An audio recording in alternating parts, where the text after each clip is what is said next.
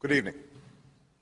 Tonight, I can report to the American people and to the world that the United States has conducted an operation that killed Osama bin Laden, the leader of al-Qaeda, and a terrorist who's responsible for the murder of thousands of innocent men, women, and children. It was nearly 10 years ago that a bright September day was darkened by the worst attack on the American people in our history. The images of 9/11 are seared into our national memory.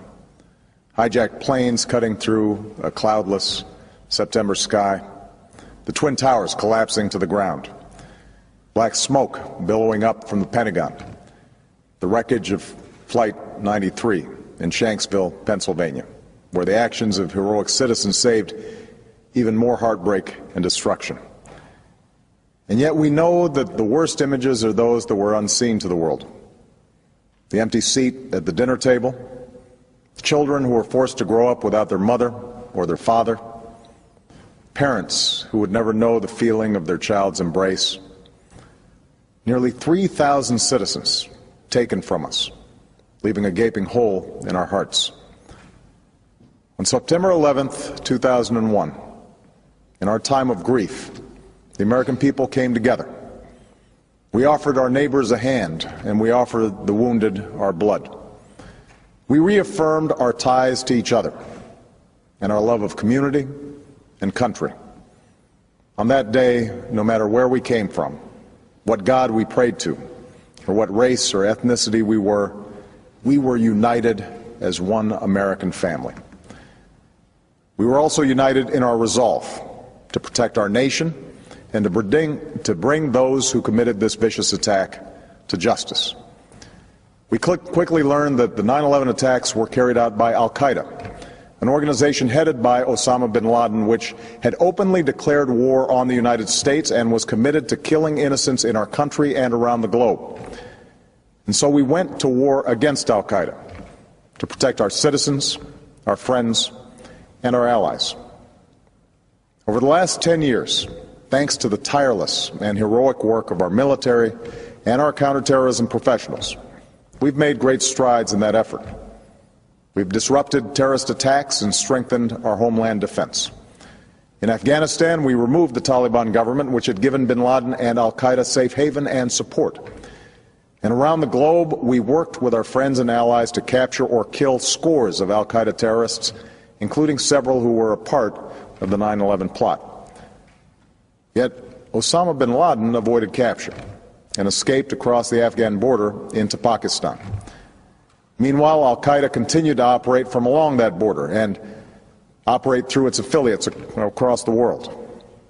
And so shortly after taking office, I directed Leon Panetta, the director of the CIA, to make the killing or capture of bin Laden the top priority of our war against al-Qaeda, even as we continued our broader efforts to disrupt, dismantle, and defeat his network.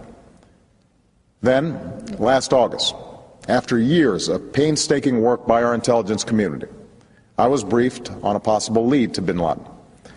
It was far from certain, and it took many months to run this thread to ground.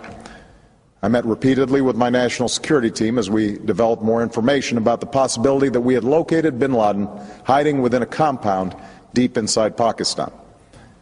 And finally, last week, I determined that we had enough intelligence to take action and authorized an operation to get Osama bin Laden and bring him to justice.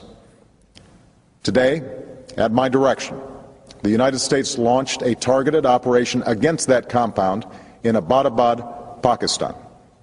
A small team of Americans carried out the operation with extraordinary courage and capability. No Americans were harmed. They took care to avoid civilian casualties. After a firefight, they killed Osama bin Laden and took custody of his body. For over 2 decades, bin Laden has been al-Qaeda's leader and symbol, and has continued to plot attacks against our country and our friends and allies.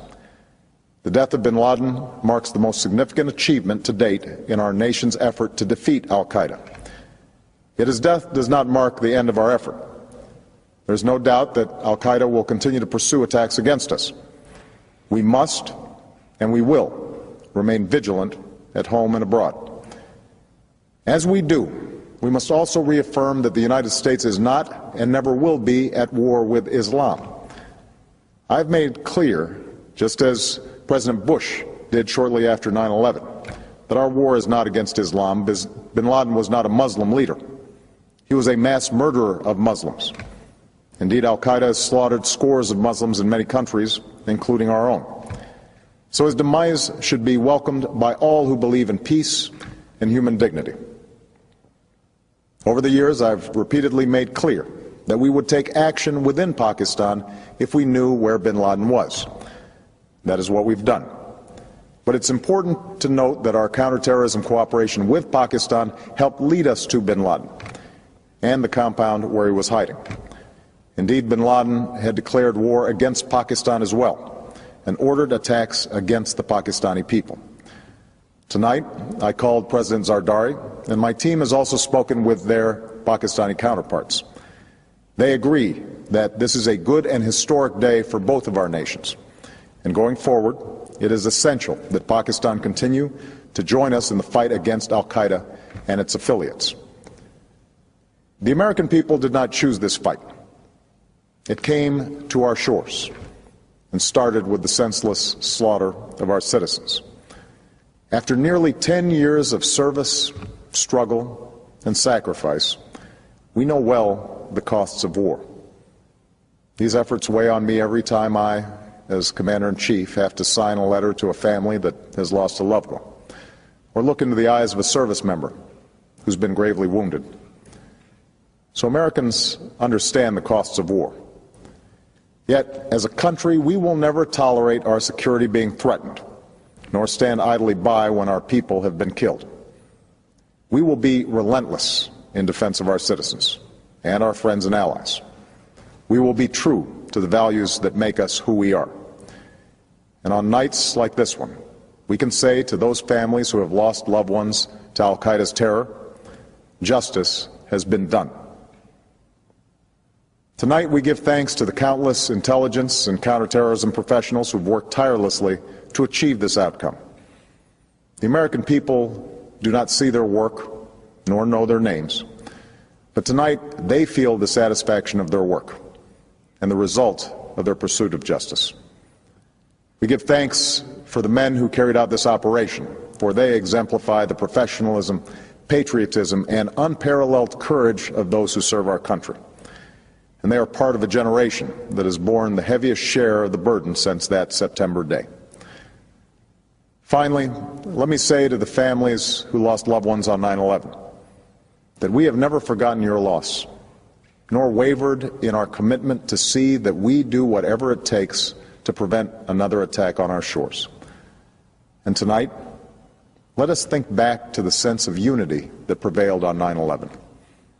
I know that it has at times frayed, yet today's achievement is a testament to the greatness of our country and the determination of the American people. The cause of securing our country is not complete, but tonight we are once again reminded that America can do whatever we set our mind to. That is the story of our history. Whether it's the pursuit of prosperity for our people or the struggle for equality for all our citizens, our commitment to stand up for our values abroad, and our sacrifices to make the world a safer place. Let us remember that we can do these things not just because of wealth or power, but because of who we are. One nation, under God, indivisible, with liberty and justice for all. Thank you. May God bless you. And may God bless the United States of America.